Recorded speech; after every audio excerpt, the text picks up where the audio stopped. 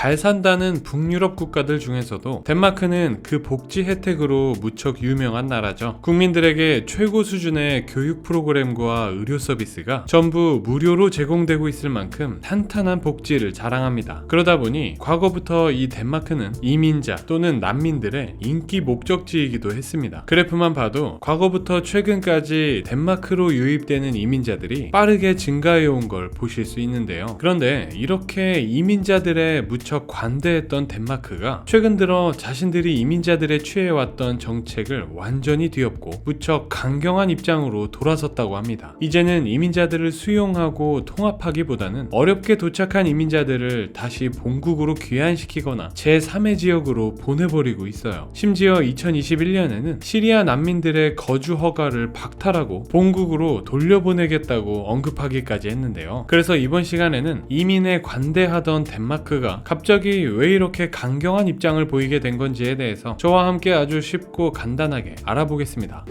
전문가들은 덴마크가 이민자 난민들에게 강력히 대응하고 있는 가장 큰 이유로 덴마크 경제의 가장 근본적인 요인을 꼽고 있는데 바로 덴마크의 복지 재정 부담 문제 때문입니다. 앞서 말씀드렸던 것처럼 덴마크는 세계 최고의 복지 국가 중 하나죠. 그렇다면 덴마크가 국민들의 복지를 위해 사용하는 그 막대한 자금은 다 어디에서 충당되고 있는 걸까요? 맞습니다. 바로 국민들의 세금입니다. 복지가 탄탄하다고 하는 북유럽 국가들은 대부분 세율이 무척 사악하기로 유명하죠. 엄청난 복지 혜택을 유지하기 위해서라도 국가는 국민들이 버는 돈의 절반 가까이를 세금으로 가져간다고 알려져 있는데요. 물론 덴마크도 마찬가지입니다. 영상의 자료를 보시면 아시겠지만 개인 소득에 대한 최고 세율이 무려 50%가 넘습니다. 진짜 버는 돈의 절반을 세금으로 떼어간다는 얘기예요. 평균 연소득이 약 53,000달러가 넘는 덴마크인들에게도 이 엄청난 세율은 분명 부담이 될 텐데요. 그러나 이렇게 높은 세율에도 덴마크인들은 불만은커녕 최근까지도 많은 지지를 보내고 있습니다. 왜냐하면 세금으로 내는 것 이상으로 더 많은 복지 혜택을 누릴 수 있다고 생각하기 때문이죠. 아무리 국가가 소득의 절반을 세금으로 가져가도 가져간 세금 이상으로 교육, 의료, 노후연금 등 사는데 필요한 모든 것을 국가가 보장하기 때문에 가능한 일일 텐데요. 어쩌면 이것이 복지국가의 가장 기본적인 원리일 겁니다. 그런데 최근 덴마크는 넘쳐나는 이민자들과 난민들로 인해 이러한 복지국가의 기본적인 원리가 파괴되고 있습니다. 국가 세금에 기여하기보다는 국가의 세금으로 혜택만 보는 이들이 더 많아졌기 때문이죠. 이제 덴마크 전체 인구 중에서 외국인이 차지하는 비중은 10%가 넘은 지 오래입니다. 그리고 이들 중 상당수가 비EU 국가 출신인데요. 여기서 문제는 이 이민자들의 소득이나 여건이 덴마크 원주민들에 비해 매우 열악하다는 겁니다. 유럽위원회의 조사 결과에 의하면 덴마크에 거주하는 시리아, 소말리아, 불가리아 출신 남성의 세전 평균 소득은 약 33,000유로라고 합니다. 덴마크인들의 소득에 비해 거의 절반밖에 되지 않아요. 그리고 이러한 소득의 차이는 자연스럽게 원주민들과 이민자들 사이에 재산 차이로 이어졌는데요. 60에서 69세의 이민자들의 저축액은 약 31,000유로로 덴마크 원주민들보다 무려 약 8배나 적은 걸 보실 수 있습니다. 아무래도 이민자들은 언어의 문제가 있다 보니 덴마크 경제에서 더 높은 임금을 받을 수 있는 일을 한다는 것이 사실상 불가능하기 때문일 텐데요. 그리고 이렇게 이민자들과 덴마크 원주민들의 삶의 질이 극명하게 차이가 나면서 이민자들의 삶이 어렵다는 점은 이들을 덴마크 정부 복지 혜택의 수혜자로 만들었습니다. 복지 강국답게 덴마크는 소득이 높은 국민들로부터 많은 세금을 거둬들이고 그 세금을 바탕으로 저소득층의 삶을 지원하거든요. 그러다 보니 덴마크의 세금은 이민자들과 난민들로 흘러들어가게 되었습니다. 이러한 내용은 2021년 발표된 덴마크 재무부의 보고서에 아주 잘 나타나 있는데요. 이 보고서는 덴마크에 거주하는 사람들이 덴마크 재정에 얼마나 기여하고 있는지를 보여주고 있어요. 영상의 그래프에서도 잘 드러나지만 덴마크에 거주하는 중동, 북아프리카, 파키스탄, 튀르키예와 같은 비서구권 국가들 출신의 경우 덴마크 공공재정에 대한 기여액이 오히려 마이너스입니다. 즉 난민들 국민들과 이민자들이 아무리 덴마크에서 경제 활동을 한다고 할지라도 이들이 덴마크 경제에 제공하는 기여보다는 이들이 받는 경제적 혜택이 더 크다는 거예요. 상황이 이러니 실컷 돈 벌어서 세금으로 소득의 절반을 내고 있는 덴마크 원주민들 입장에서는 이게 불만일 수밖에 없습니다. 자신들이 낸 세금의 상당 부분이 국가 경제에 아무 기여도 하지 못하고 있는 난민들을 먹여 살리는데 쓰이고 있으니까요. 이렇게 쓰이다가는 나중에 자신들이 받을 혜택이 더 적어질 수밖에 없다고 생각한 겁니다. 이러한 불만들이 쌓이고 쌓여서 최근 난민들에 대한 강경 대응으로 폭발했다고 볼 수 있어요. 보통 독일이나 프랑스의 경우에는 AfD나 국민전선과 같은 우파 성향의 정당들을 중심으로 난민이나 이민자들을 반대하는 경우가 많거든요. 하지만 덴마크는 달랐습니다. 이민자들에 대한 국민들의 반대 여론이 얼마나 큰지 반대 여론이 좌우를 막론하고 일반화되어 있는 상황이죠. 이렇듯 덴마크는 내부적으로 이민자, 난민들에 대한 반감이 점점 고조되고 있는 상황입니다. 그런데 이렇게 내부적인 요인도 물론 중요하지만 사실 우리는 주변 사람의 영향을 더 많이 받죠. 친한 누군가가 너무 잘 나가면 배가 아프기도 하고요. 친한 사람이 갑자기 위기에 빠지게 되면 우리는 그렇게 되지 않아야겠다는 경각심을 느끼기도 합니다. 국가도 똑같습니다. 사실 덴마크가 이렇게 강경한 입장으로 전환한 데에는 이웃 나라인 스웨덴의 영향이 무척 컸습니다. 스웨덴은 북유럽 국가들 중에서도 가장 많은 난민을 수용해온 국가로 알려져 있죠. 1900년대 중반부터 최근까지 스웨덴은 입국하는 난민들의 수가 꾸준히 증가해온 걸 보실 수 있습니다. 그런데 이렇게 수많은 난민을 수용하던 스웨덴이 최근 난민들로 인해 그야말로 아수라장이 되어버렸어요. 난민 출신 갱들 간의 싸움과 폭력으로 스웨덴의 길거리는 총소리가 끊이질 않고 있고 게다가 현재 일부 지역은 갱들의 지배를 받고 있거든요. 이에 스웨덴 정부는 갱들을 저지하기 위해 비상사태를 선언하며 국가 정규군까지 투입한 상황이라고 합니다. 그리고 이렇게 갱들이 판을 치다 보니 스웨덴에서는 총기 관련 사고의 피해가 급증하기 시작했어요. 2022년 스웨덴에서 총으로 인해 목숨을 잃은 피해자들은 무려 62명으로 2021년 45명 대비 약 38%나 증가했을 정도죠. 사실 10년 전까지만 하더라도 스웨덴은 유럽에서 범죄율이 가장 낮은 국가 중 하나였습니다. 하지만 현재 스웨덴의 범죄율은 유럽에서도 두 번째로 높고요. 심지어 스웨덴의 수도인 스톡홀름의 범죄율은 런던보다 약 30배가량 더 높은 상황이라고 합니다. 이렇듯 바로 코앞에서 이웃나라가 난민들에 의해 쑥대밭이 되고 있으니 덴마크 입장에서는 기존처럼 난민과 이민자들을 좋게 볼 수 있을까요? 절대 불가능하겠죠. 그리고 이러한 덴마크의 우려는 최근 현실이 되고 있습니다. 덴마크에서는 일어나는 모든 사건 사고에서 이민자들이 차지하는 비중이 압도적이기 때문입니다. 영상의 그래프는 최근 덴마크에서 유죄 판정을 받은 사람들의 출신 국가를 보여주고 있는데요. 한눈에 보이시겠지만 대부분이 이민자 출신임을 확인할 수 있습니다. 이 중 덴마크 원주민들의 비중은 극소수에 불과하죠. 그만큼 현재 덴마크는 이미 이민자 출신들에 의한 범죄가 심각하다는 얘기예요. 전문가들은 이렇게 될 수밖에 없던 근본적인 이유로 이민자 가정의 빈곤 문제를 꼽습니다. 앞서 살펴본 것처럼 이민자 가정의 거주 환경은 덴마크 원주민 가정에 비해 턱없이 열악합니다. 이는 아동 빈곤의 형태로 나타나기도 하는데요. 이민자 가정에서 10에서 14세 사이의 어린이 중 무려 36%가 상대적 빈곤 상태에서 생활하고 있다고 합니다. 이는 같은 연령대의 덴마크 원주민 가정에 비해 무려 18배나 더 높은 수준이죠. 그리고 이러한 빈곤은 덴마크 내의 범죄를 증가시키고 있고 점점 폭력으로까지 번지고 있습니다. 한 조사기관에서 미국의 지역별 빈곤율과 범죄율과의 관계를 조사한 결과가 있는데요. 보시면 아시겠지만 빈곤율이 더 높은 지역일수록 범죄율이 함께 상승하는 걸 보실 수 있습니다. 심지어 빈곤율이 높고 낮음의 차이로 인해 범죄율이 6배 가까이 차이가 나죠. 이런 자료를 토대로 보면 현재 덴마크가 반이민, 반난민 정책으로 흘러가고 있는 이유도 이러한 범죄율의 상승을 우려하기 때문이라고 볼 수 있습니다. 그렇다면 덴마크는 상황이 이렇게 계속 악화되도록 방치하고만 있는 걸까요? 물론 그렇지 않습니다. 덴마크는 이민자들을 덴마크 사회에 잘 통합시키기 위해 많은 노력을 하고 있는 것으로 알려져 있는데요. 가장 대표적인 것이 바로 게토 정책입니다. 이 정책은 이민자들이 많이 사는 지역 중에서 실업률이 높고 범죄율이 높으며 교육 수준이 낮은 지역을 게토로 지정하고요. 이 게토 지역의 주민들이 덴마크 사회에 더 잘 적응할 수 있도록 돕는 것이 그 목표인 목표입니다. 그리고 이 정책은 논란의 중심에 서 있기도 한데요. 이 정책에 대해서 간단히 살펴보면요. 일단 이민자 가정에서 1세 이상의 어린이들은 일주일에 최소 25시간 이상 무조건 덴마크의 보육원 및 유치원에 보내져야 합니다. 그렇게 보육시설에 보내진 아이들은 덴마크어와 덴마크의 전통 및 가치를 교육받게 됩니다. 어렸을 때부터 덴마크의 가치관이 심어진 아이로 길러내겠다는 건데요. 하지만 만약 이민자 가정이 이러한 정책의 기준을 준수하지 않을 때는 그들은 자녀 양육을 위해 정부로부터 수령하고 있는 아동수당 지원이 중단된다고 합니다. 게다가 이 개토 정책은 이민자들의 주거에도 관여합니다. 그리고 이 주거 정책의 핵심은 이민자들이 모여 살면 문제가 된다는 거예요. 그래서 이민자들을 분산시키는 것이 그 목적인데요. 일단 해당 지역에서 이민자들의 인구 비중이 50%가 넘으면 그 지역은 재개발 대상이 되어버립니다. 그렇게 이민자들이 살던 공공주택을 철거해버리고 민간 투자자에게 판매해버리죠. 즉